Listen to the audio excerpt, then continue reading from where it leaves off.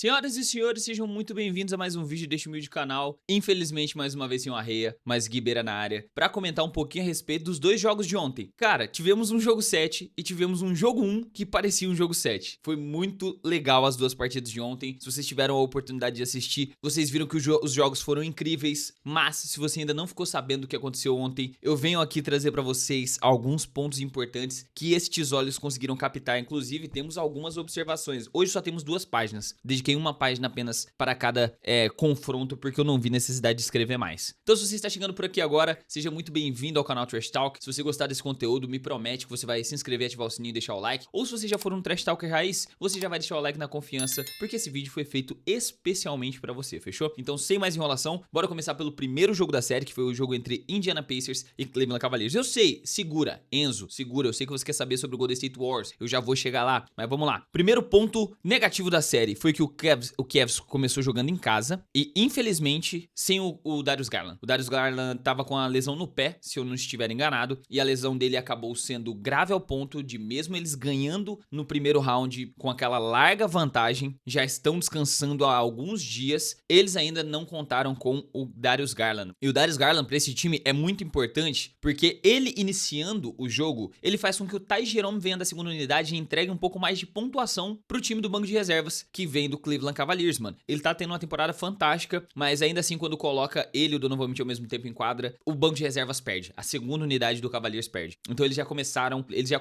em desvantagem por aí. Porém, estavam jogando dentro de casa, né? Então, o que torna essa série um pouco mais pressão pro lado do Indiana. O Indiana jogando fora de casa meio que tem a missão de tentar a todo custo tirar uma vitória desses dois primeiros jogos para poder ter mais conforto nos jogos da frente e poder terminar a série dentro de casa caso se estenda por um jogo 6. Então, o Indiana conseguiu fazer isso em uma noite absolutamente incrível, mas eu quero começar comentando sobre o Cavaliers. Cara, o Cavaliers teve com o Donovan Mitchell fazendo 33 pontos. O Donovan Mitchell, vou repetir essa frase, fez 33 pontos. O Cavaliers, quando o Donovan Mitchell passa de 25 pontos marcados, tem um aproveitamento superior a 65% de vitórias. E mesmo assim eles perderam. Mas calma que eu vou trazer mais informações aqui. Esse mesmo Donovan Mitchell que fez 33 pontos, ele precisou chutar 30 bolas para chegar nos 33 pontos. Dessas 30, 11 foram para 3 pontos. E dessas 11 para 3 pontos, ele converteu uma. Eu vou repetir. Não vou repetir. Eu não vou. Cara, uma de 11. Inacreditável, mano. Alguns jogadores que eu gostei muito de ver. Ty Jerome e o seu floater cirúrgico. Ty Jerome chutou 4 bolas para 3, converteu apenas uma, 25%. Nada comparado aos 9% do Donovan Mitchell, mas tava armando o jogo muito bem. Cada floaterzinho ali na meia distância, mano, é lindo de ver esse moleque jogar. Ele é muito bom jogador e tem chance de entrar de agência livre no final dessa temporada, viu? Fiquem de olho aí as outras equipes que precisam de um armador bom. Evan Mobley também teve um jogo muito decente. Ele é muito... Cara, o Evan Mobley teve um determinado ponto do jogo que o Cleveland Cavaliers estava arremessando tão mal para 3 pontos que o único cara que me parecia que ia matar a bola quando caía a bola na mão dele fora do arco era o Evan Mobley. Inclusive, ele terminou 2 de 5 para 3 pontos, junto com o Sam Merrill, foi os dois melhores arremessadores do Cleveland Cavaliers nessa partida. O Cleveland, especificamente, teve uma noite tenebrosa para 3 pontos. Não foi ruim, foi horrenda. Dava para eles construir a Catedral de Santa Teresa com tanto de tijolo que eles tacaram no ar, velho. 38 arremessos para poder converter 9. Exatos 23% de aproveitamento, cara. Muito ruim, mano. Muito ruim. Outra coisa que eu achei interessante que eu pude observar é que o Kenny Atkinson, ele começou a partida com Sam Merrill, ao invés de começar com um cara mais defensor. Cara, os titulares foram Donovan Mitchell, Sam Merrill, Jarrett Allen, Evan Mobley e Max Strus. Tendo um time que depende tanto de um jogador armar o jogo, como é o Indiana com o Tyrese Haliburton, por que não começa com o DeAndre Hunter e coloca ele pra grudar no Haliburton, mano? Eu não entendi muito bem o porquê que o Kenny decidiu fazer isso, velho. Eu falei a respeito do Ty Jerome, inclusive, por causa da ausência do Darius Garland, mas não pela questão do Ty Jerome ter sido titular, mas dele ficar a maior parte do tempo em quadra junto com os titulares. Eu esqueci de colocar esse adendo. Porque o cara que começou de titular, que é o Sam Merrill, ele jogou 17 minutos. O cara que veio como sexto homem ainda no primeiro quarto, após alguns minutos apenas, que foi o Ty Jerome, jogou 30. Então o Ty Jerome praticamente foi o titular, tá ligado? Ele entrou só como sexto homem e ficou ali como se fosse o Darius Garland. Mas foi isso, no geral, pelo Cleveland Cavaliers. Os jogadores que a gente esperava que performassem bem, performaram. Ty Jerome, na ausência do Garland, teve um destaque maior. Donovan Mitchell jogou muito bem. Evan Mobley jogou bem. Jarrett Allen fez o básico dele, que é pelo menos os seus 12 pontinhos ali. O Evan Mobley, inclusive, terminou com um double-double. DeAndre Hunter da segunda unidade também passou dos 2 dígitos. Eu acho que faltou apenas um pouquinho mais de calma, um pouquinho mais de aproveitamento, um pouquinho mais de tranquilidade na hora de arremessar a bola. Foi apenas 9 pontos de vantagem pro time do Indiana Pacers, que não tem uma característica defensiva muito boa. Realmente tem dia que o arremesso, quer dizer, tem dia que que é noite quando o arremesso pra 3 pontos não cai. E é natural isso, cara. Enquanto isso, do outro lado, pelo Indiana Pacers, eles ganharam por conta da bola de 3, cara. Cara, o Indiana Pacers arremessou 53% pra 3 pontos. Você tem noção o quão absurdo é esse número? 53% pra 3 pontos. Mano, é um número que não faz sentido. Me desculpa, torcedor do Indiana Pacers, mas 53% não faz sentido. Parecia que todos os arremessos do Indiana cairiam a todo momento. Mesmo o Cleveland Cavaliers, eu até coloquei um asterisco aqui, o Cleveland caçando o Haliburton por ser o pior defensor. Mesmo o time do Cavaliers caçando o Haliburton na defesa, o Indiana não tava nem aí porque eles sabiam que eles iam atravessar o meio da quadra, alguém ia chutar e a bola ia cair. Tá entendendo? O time do Cavs só teve um momento de suspiro, de alívio, quando eles passaram na frente no final do segundo quarto, mas mesmo assim o Miles Turner veio e banger pra 3 pontos, pra não deixar nem eles ir pro intervalo ganhando. No terceiro quarto, o ataque do Cleveland foi horrendo. Enquanto isso, o Donovan Mitchell fazia 12 dos 27 pontos que ele fez até o terceiro quarto, 12 só no terceiro quarto. Mas não adiantou de nada, porque logo em seguida eu coloquei aqui, ó. Andrew Nembhard é um cirurgião da bola de 3 pontos. Está escrito aqui, ó. Andrew Nembhard, cirurgião da bola de 3 pontos. Vou até arriscar porque eu já citei essa frase. Meus queridos, eu não sei se vocês lembram do último vídeo que eu falei sobre o Indiana Pacers, o quão bom é o Andrew Nembhard, o quão semelhante a um Jalen Brunson da Shopee e melhor arremessador para 3 pontos vem se mostrando ele é. O cara arremessou 6 bolas para 3, converteu 5, saiu de quadra com 6 assistências e 23 pontos, o cestinha do time do Indiana Pacers. O cara tava incapaz de errar, velho. Teve um step back para 3 que ele matou de longe, mano, de bem longe, que naquele momento eu falei, damn! Foi a única coisa que saiu da minha boca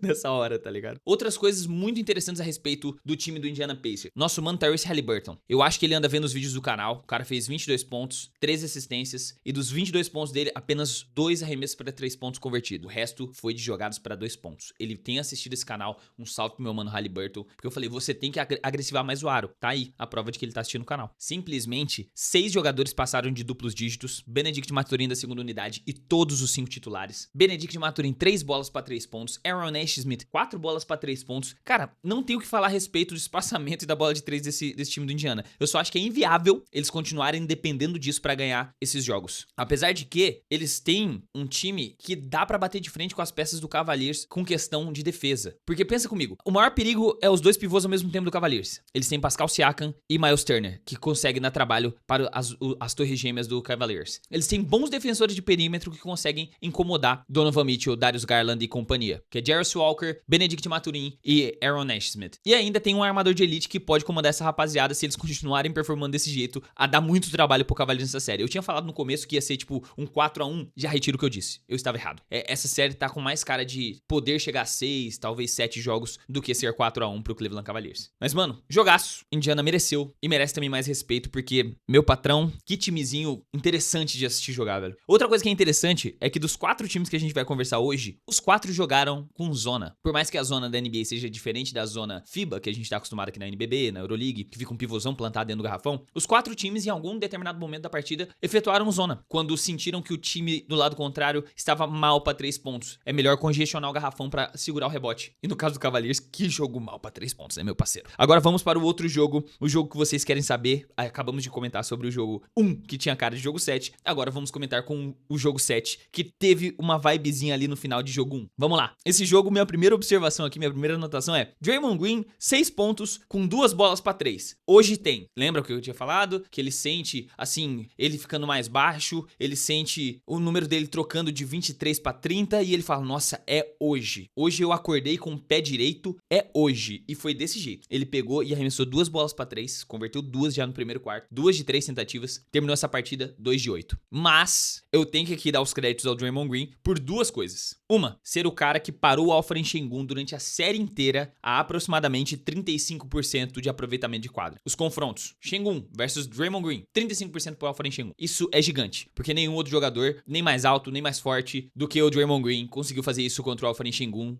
do Golden State Warriors. Apenas ele. E ele nessa partida também terminou com 5 assistências e apenas 1 turnover, 6 rebotes, jogou bem. Brincou de UFC ali um pouco, né? Deu-lhe uma muquecada na lata do nosso mano Fred VanVleet, mas vida que segue. Não conseguiu não ser expulso. Teve alguns lances ali que ele tava, mano, Draymond Green tava sentando o braço, velho. Ontem ele tava agressivo. Eu acho que alguém virou pra ele e falou, você é a mochilinha do 30, velho. E ele ficou bolado. Pra quem não entendeu a referência, é porque foi esse o motivo dele dar o soco na boca do Jordan Poole. Eu coloquei aqui, primeira metade, Curry, horroroso. Stephen Curry fez 2 pontos, salvo de engano, na primeira metade do jogo. Mas ainda assim, ele terminou essa partida com 22, arremessando 40% pra 3, com 10 arremessos, 4 convertidos. Mas o Stephen Curry estava sendo caçado na defesa, como todos os jogos do Houston Rockets. Neste ele estava sendo caçado mais ainda. E eu vou ter que aqui entregar os créditos do único jogador que eu vejo no elenco do Houston Rockets hoje que é intocável, que é o Amen Thompson. O Amen Thompson é muito o culpado, digamos assim, né? Culpado não é a palavra, porque é mérito dele. O mérito do Stephen Curry ter saído com apenas 2 pontos na primeira metade é do senhor Amen Thompson. Defende muito bem, mano. Mas tá, voltando pro Curry, ele terminou com 7 assistências, 10 rebotes, apenas 2 turnovers, fazendo jogadas absurdas, inclusive uma que ele deu 3 ou foi 4 passos pra fazer uma bandeja de reverse, mas a arbitragem não marcou. Segue o jogo, né? Enzada. Mas o único ponto que eu acho que as pessoas acabam subestimando muito o Curry, que ele já foi um dia, mas hoje não é mais, é um leque defensivo. O Curry, mesmo com a idade já avançada e não sendo o melhor defensor em quadra, ele se esforça como se fosse o melhor defensor em quadra. Teve um momento da partida, eu não lembro se foi no terceiro ou se foi no segundo quarto, na qual aquele quinteto de jogadores bem altos que eu falei pra vocês do Houston Rockets, sabe, que coloca 2 pivôs, 3 alas altos e vamos tentar jogar pra cima dos caras, não deu certo porque o Curry tava marcando o Jabari Smith. O Curry clampou o Jabari Smith. Pra quem não sabe o que é clampou, é quando o cara bate e volta, não consegue sair do canto porque o cara tá travado no mesmo canto, sabe? Não mexeu o defensor do canto. E a gente tá falando do Jabari Smith, 2,8, acho, 2,10. Enquanto o Curry, 1,92 m, 1,90 m. Eu duvido que ele tenha mais que isso. O Curry é muito bom defensor pra altura e pra idade, velho. Absurdo, absurdo. E pra felicidade dos torcedores do Golden State, na segunda metade ele veio quente, matou muita bola. Teve algumas até inacreditáveis, que ele sambou pra cima de 2 jogadores e matou um dagger de longe, no momento em que o Houston tava tentando buscar e deixando o fantasma do primeiro tempo, né, dos 2 primeiros quartos pra trás. Mas o time do Golden State Warriors teve outro cara, foi mais importante do que o Stephen Curry, que eu até critiquei ele nos últimos jogos, porque ele foi contratado pra isso, mas não estava fazendo isso. É o Buddy Hield, convertendo 9 arremessos de 3 de 11 tentativas. O que tá acontecendo? A defesa do time do Houston Rockets estava tão preocupada com o Curry de fazer ele errar, de força dobra, de tirar a bola da mão dele, que eles prefeririam tomar arremesso do Buddy Hield, tomar arremesso do Podziemski, tomar arremesso do Draymond Green, que continua chutando, do que deixar o Stephen Curry com a bola na mão e tentar arremessar. E neste jogo em específico, o que salvou o Golden State foi a bola de 3 do Buddy Hield cair. Porque em determinado ponto, ninguém do Golden State estava conseguindo pontuar. Aí vinha o Buddy Hield, banger. Em vários momentos dessa partida, eu até aqui anotei, Golden State 2 minutos e meio sem pontuar, barra. Golden State 3 minutos e pouco sem pontuar, barra. Golden State 4 minutos sem pontuar. Esse tipo de performance, tipo, somando as vezes que eles ficaram os minutos que eles ficaram longos períodos sem pontuar, eles não vão poder fazer isso contra o Timberwolves, que eles vão pagar caro contra um ataque bem superior, contra um pontuador bem decente que eles têm lá, com Anthony Edwards, com Julius Randle, com Donte DiVincenzo dropando os pontinhos dele ali, com Jaden McDaniels em determinado ponto assumindo o protagonismo do ataque. Eles não podem fazer isso. Agora, pelo lado do Rockets, continuar o comentário, foi justamente por causa desse, se for pra perder pro Buddy Hield, vamos perder. E eles perderam pro Buddy Hield, tá ligado? Deixaram o cara chutar e o cara foi matando e foi gostando do jogo. Outra observação sobre o Golden State, vamos mudar, vou ir alternando aqui porque eu fui comentando por que o Steve Kerr decidiu colocar o Jonathan Kuminga. Eu não digo nem colocar ele em quadra, eu digo colocar ele ao lado de Draymond Green e ao lado de Jimmy Butler. Eu até fiz uma observação aqui, ó. Ele não testou nenhuma vez um quinteto com esses 3 jogadores ao mesmo tempo em quadra, mas num jogo 7 de primeira rodada ele testou. Não entendi, mas eu gosto do Jonathan Kuminga, tá? Não me entendam mal. Achei ele um bom defensor, uma boa peça. Ele tá ainda tentando encontrar o ritmo dele porque ele teve um certo espaço na temporada regular, mas chega nos playoffs, o Steve Kerr ainda não confia nele. Jimmy Butler, pô, é o Jimmy Buckets, velho. Quando o Golden State tava sem pontuar, ou era o Buddy Hield ou era o Jimmy Butler que salvava esse time com um arremesso contestado na meia distância, forçando uma jogada num contra um, usando o corpo contra um defensor, contra qualquer defensor que tivesse ali do Houston Rockets. Ele matou 2 de 3 tentativas pra 3 pontos ainda. O Jimmy Butler só foi o Jimmy Buckets playoffs que a gente conhece já, que muita gente subestima, que o Golden State foi atrás por causa disso. Por causa disso que ele tá lá. E quando eu digo que o Golden State ganhou por causa do Buddy Hield, é porque se a gente somar todo o time do Golden State, só quem passou de duplos dígitos foram os 4 jogadores que eu citei aqui. Curry, Buddy Hield, Jimmy Butler e Draymond Green. O cara que chegou quase ali, fez 9 pontos, foi o Podziemski. Mas ainda assim, fora esses jogadores que eu citei, ninguém mais pontuou no time do Golden State. Então eles ganharam pelas mãos de Buddy Hield. Bizarro. Cava uma falta que é gol. Uma decisão interessante agora do Steve Kerr. Eu que critiquei, agora vou elogiar. Que eu até escrevi aqui, ó. Forçaram o Houston Rockets a arremessar. O Houston Rockets tava mal de arremesso, tava mal de pontuador. E o time do Golden State Warriors decidiu defender zona. Falou, vocês estão querendo colocar quinteto aqui de 2 bigs pra ficar pegando rebote? Então tenta pegar rebote, mas vocês vão tentar pegar rebote com o garrafão congestionado. Vou deixar esses caras que não estão matando arremesso do seu time arremessar. E o Rockets arremessou. E o Rockets arremessou. E o Rockets arremessou. E a bola não caía. E a bola não caía. Dessa vez o Fred VanVleet não fez mágica. Jogou bem, mas não fez mágica. E foi assim que o time do Rockets perdeu, velho. Porque eu vou ter que... Mano, eu vou ter que citar de novo, mas faltou aquele cara, sabe? Sabe aquele cara? Aquele cara que você confia na hora do clutch time. Aquele cara que entrega, as posses finais do seu time ali. Você precisa de alguém pra pontuar. Você sabe, mano, é pra aquele cara que o time vai rodar. O time vai jogar em volta desse maluco. E se alguém tiver uma oportunidade melhor por causa de uma dobra, por causa de alguma coisa assim, ele vai passar, porque caso contrário, ele vai ser o cara que vai matar a bola. Foi esse cara que faltou. Foi esse cara que o Ime Udoka confiou até o final em ser o Jalen Green. Eu confiaria em outro cara, não sei. Talvez eu deixaria o Jabari Smith, quem sabe, mano. Porque a gente precisa pegar aqui o repertório do maluco, velho. 7 pontos, 8 pontos, 11 pontos, 12 pontos, 8 pontos. Um jogo de 38 pontos, tá ligado? Fez aquele gráfico, tá vindo linear, dá um batimento cardíaco, aí volta ao normal. Cara, Jalen Green tenebroso, velho. Eu acho que tá na hora de fazer aquela troquinha que eu já falei pra vocês. Jalen Green, mandar mais, sei lá, as peças, as piques de draft deles de volta, mandar o Reed Shepard ir atrás de algum jogador pra pontuar aí, velho. Eles precisam disso, velho. Talvez colocar, eu faria um pacote de Jalen Green, faria um pacote de Fred VanVleet, mais uma pique de draft ou duas pro Suns e ir atrás um dos dois nomes lá, velho. O Suns não tem muito pra onde fugir, velho. O Suns precisa disso. Já tá na merda, inclusive vou fazer um vídeo do Suns em breve. Fred VanVleet que eu falei, mano. Então, 17 pontos com 50% pra 3 pontos. Se o Jalen Green chegasse próximo disso, eu não estaria criticando ele aqui. Fred VanVleet realmente entregou muito nessa série de playoff. Amen Thompson, pra mim, é o único jogador intocável desse time. E podemos confiar também no Şengün que seja. E foram os dois únicos jogadores que passaram dos 20 pontos pelo time do Rockets. 24 pontos pro Amen Thompson, 21 pontos pro Alperen Şengün. O time do Rockets converteu apenas 6 arremessos pra 3 pontos, de 18 tentativas. Eles converteram 33%, mas arremessaram, 18 bolas pra 3. É um déficit de arremessador absurdo. É loucura a falta de um pontuador decente que esse time tem. Mas eu não tenho muitas observações aqui a respeito do time do Rockets, a não ser que eles devem manter o Amen Thompson, que eu coloquei aqui, ó. Amen Thompson é o futuro da franquia. Melhor jogador e intocável. Defendeu o Curry muito bem e fez pontos pra caramba. Eles precisam manter o Tari Eason, que é o segundo melhor defensor desse time. Eu acho que nessa partida ele entrou, cara. Como que eu falo isso sem ferir as diretrizes do YouTube? Ele tava com medo. O Tari Eason estava com muito medo de jogar. Mas ainda assim, ele é muito jovem. E ele é muito bom. E ele é um...